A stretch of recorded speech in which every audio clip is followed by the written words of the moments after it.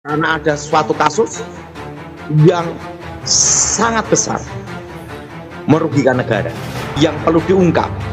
Bukan hanya di Cirebon Vina aja, ada istilah blowing intelligence.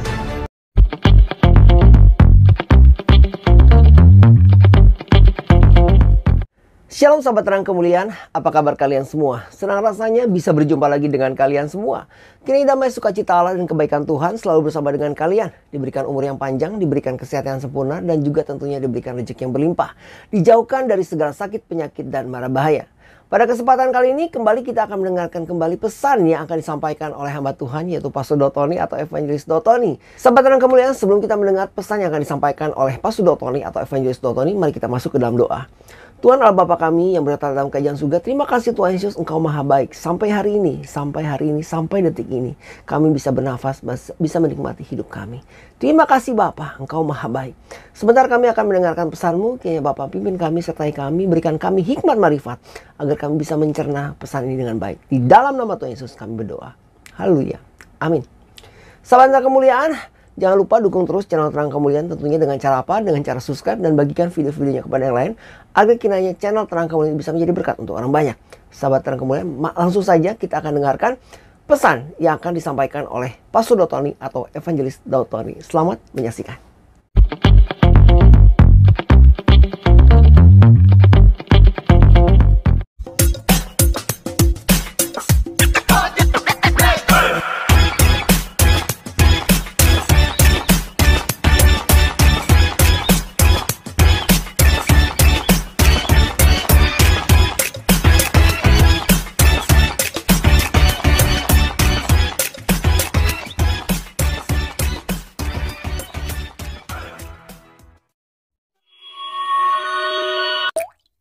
Pak Dot, di hari-hari ini, saat ini di tengah-tengah keadaan yang nggak stabil, keadaan yang nggak menentu, Pak Dot mau menyampaikan sesuatu, mungkin menguatkan kembali Thomas, jemaat.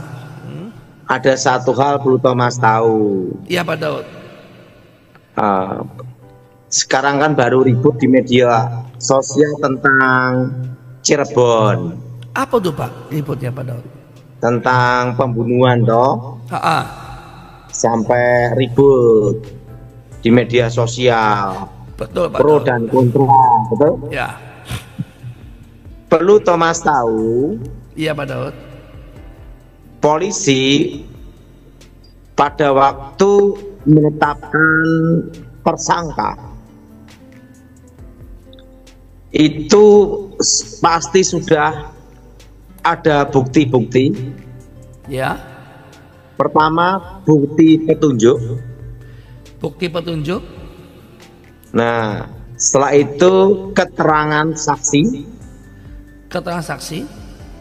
Ketiga, alat bukti. Alat bukti. Jadi polisi sudah pasti menemukan alat bukti, keterangan saksi Pak Dot ya. Walaupun itu sudah 8 tahun dan banyak sekali alibi-alibi. Betul. Dan cipta opini. Tapi yang jelas, kalau sudah ada namanya di publik, polisi penegak hukum pada waktu memproses itu lebih hati-hati. Betul Pak Dot. Dan pasti akan ada namanya bukti petunjuk. Ada bukti petunjuk, ada saksi ya Pak Dot ya. Keterangan saksi. Ada keterangan dan saksi. Saksi kunci biasanya dirahasiakan dulu. Oh, oke Pak Dot. Untuk memperkuat alat bukti. Yes Pak Dot. Nah, walaupun orang beralibi, cipta opini, Yes. cipta kondisi, Yes. nah, tetap nanti hukum akan ditegakkan. Betul Pak Dot. Ini pendapat saya. Iya Pak Dot, sepakat Pak Dot. Karena saya kan pernah memberi pengarahan, pengajaran Ya. di Akademi Ya. Kepolisian di Semarang. Yes. Silakan. Jadi tahu-tahu dan alat bukti. Alat bukti dan keterangan saksi. Nah, Sudah pengalaman dua dekade. Nanti pasti akan pasti ada bukti petunjuk. Bukti petunjuk, keterangan saksi. Jadi Dan dialah ahli ya Pak, ahli yang menjelaskan hukum, kondisinya. menegakkan keadilan. Betul Pak. Saksi kunci. Saksi kunci. Jadi ada, ingat yang itu pasti dirahasiakan, saya ingat. Sebenarnya masyarakat kan banyak nyorot polisi, betul? Polisi, betul. Harusnya kalau hukum bukan hanya polisi, Ya. tapi kejaksaan. Oh, begitu Pak Daud ya. Karena jaksa itu adalah yang membawa ke pengadilan. Nah, jadi kalau kita perhatikan kan semua banyak tertuju masyarakat kalau penegakan hukum itu polisi. Ya. Nah, tetapi yang membawa ke pengadilan penuntut umum itu jaksa. Ya. Nah, kalau polisi mengumpulkan berkas, alat bukti, penyelidikan, penyidikan. Ya.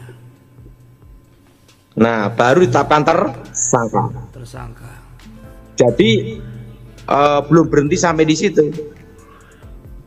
Baru dilanjutkan di kejaksaan. Yes. Di kejaksaan itu pun masih diperiksa alat bukti, berkas, keterangan saksi, Ya. itu di kejaksaan. Oh. Nah, jadi sebenarnya inti yang terpenting itu pengadilan itu di mana? Pengadilan.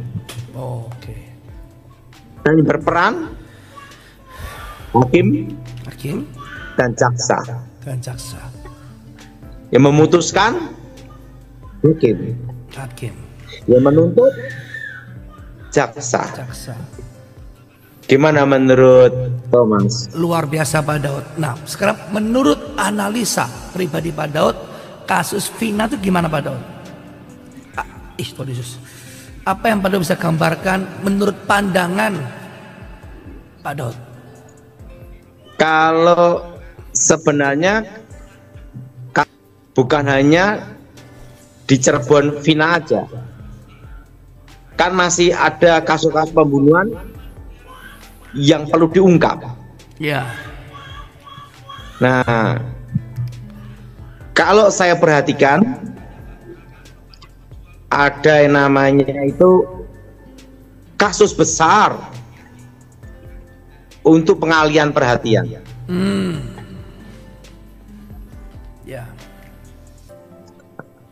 Pengalihan perhatian di sini karena ada suatu kasus yang sangat besar Ya.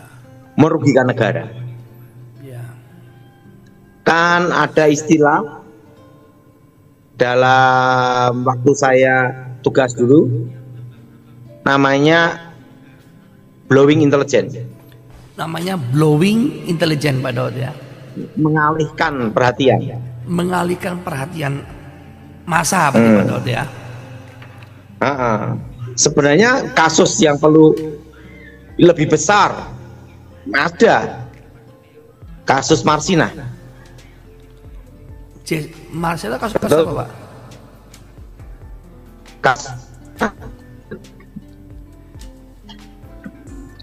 Nah, kan kasus-kasus lain masih ada, Thomas. Nah, Pak Daud, kalau kasus Jessica Pak, tiba-tiba ada pemberitaan bahwa yang berbuat itu ternyata sudah ketahuan, gimana tuh Pak? Yang jelas satu, Thomas, Ya. tidak ada kejahatan yang sempurna. Pasti ketahuan Pak Daud ya. Kasus pembunuhan Marsinah kan ada, kan? Saya lupa tuh Pak kasusnya Pak ya. Coba dilihat di Google. Oke. Marsina ya. Itu gimana Pak? Sudah ada titik terangnya Pak Daud? Marsina itu guru yang dibunuh. Nah, itu kan masih menjadi PR. Betul. Nah, jadi perlu Thomas tahu bahwa ada satu kasus yang merugikan negara lebih besar. Oh. Nah, supaya dialihkan namanya perhatian publik. Ya.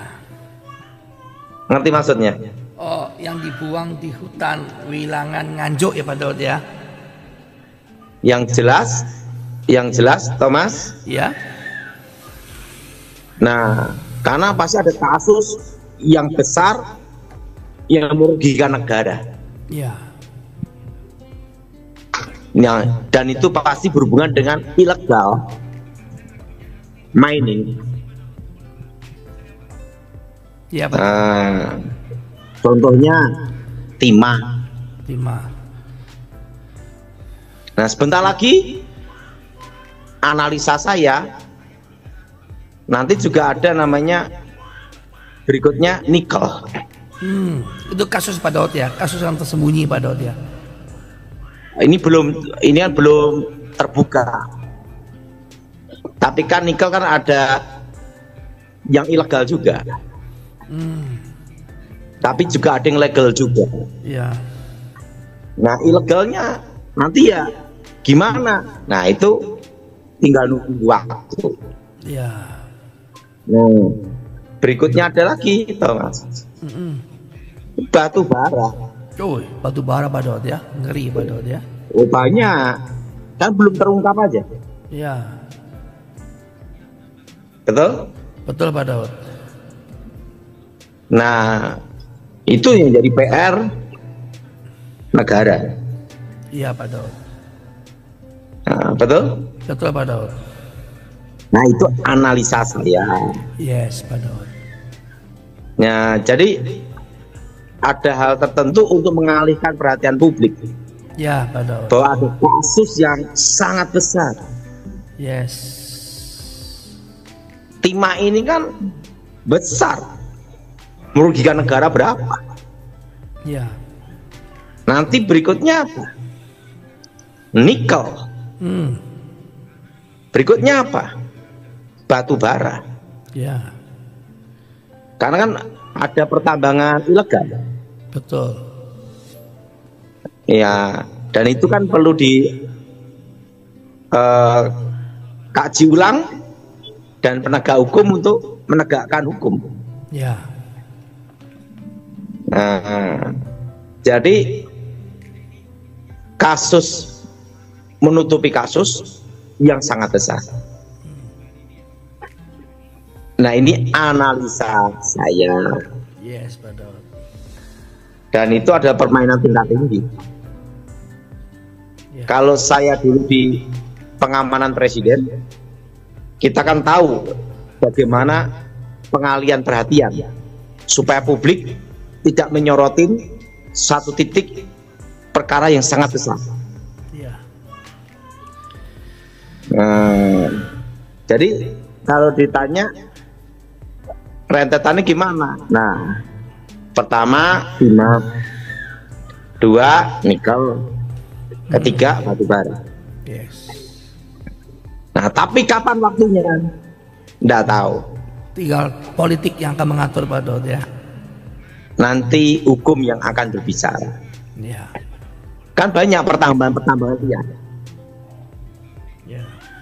Pertambangan liar kan perlu diberesin. Ya. Betul? Betul. Betul? Betul Pak Daud. Betul Pak Daud. Betul? Betul Pak Daud.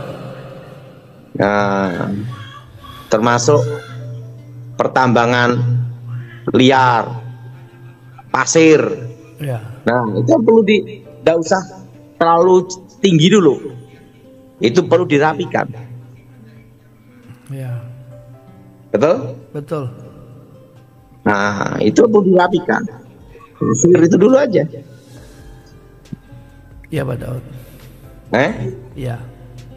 Betul? Betul, Dan Pak itu Daud. adalah PR untuk Bapak Presiden yang akan dilantik, Ya. Pak Prabowo. Kira-kira semua PR Pak Daud akan terselesaikan nggak Pak Daud dengan pemerintahan baru Pak Daud? Itu tergantung penegak hukum. Pak Daud dapat rumor nggak atau bisikan atau Yang hikmat? jelas, kalau yang perlu saya sebagai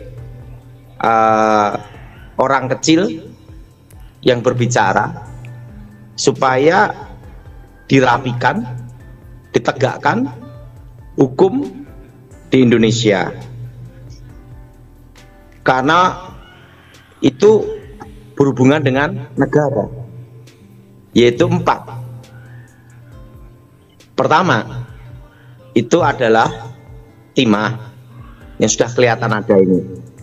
Kedua, nikel. Ketiga, batu bara. Nah, keempat adalah Mas. Apa Pak Daud? Emas. Oh, Mas. Emas atau tanah jarang, yaitu yang kandung mineral yang langka. Ya. Nah, itu yang perlu diperhatikan oleh penegak hukum dan pemerintah. Yes, Pak Daud. Nah, kalau kasus Vina ini dengan kasus yang ini, kalau ini kan berbeda, Mas. Ya. Nah, itu pendapat saya, Thomas. Betul Pak Daud. Hmm? Ya, Pak Daud mungkin bisa sedikit ini ngomong orang biasa. Ini analisa Pak Daud Tony. Menurut analisa pemikiran Pak Daud, geopolitik, siapa Pak kira-kira jadi Menko Polhukam nanti di pemerintahan baru Pak?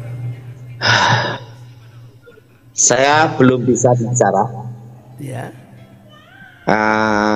karena saya belum meeting dengan kawan saya Mayor Jenderal Leni Kerupan Ya. dan Letnan Jenderal Romulo Simboyo. Oke.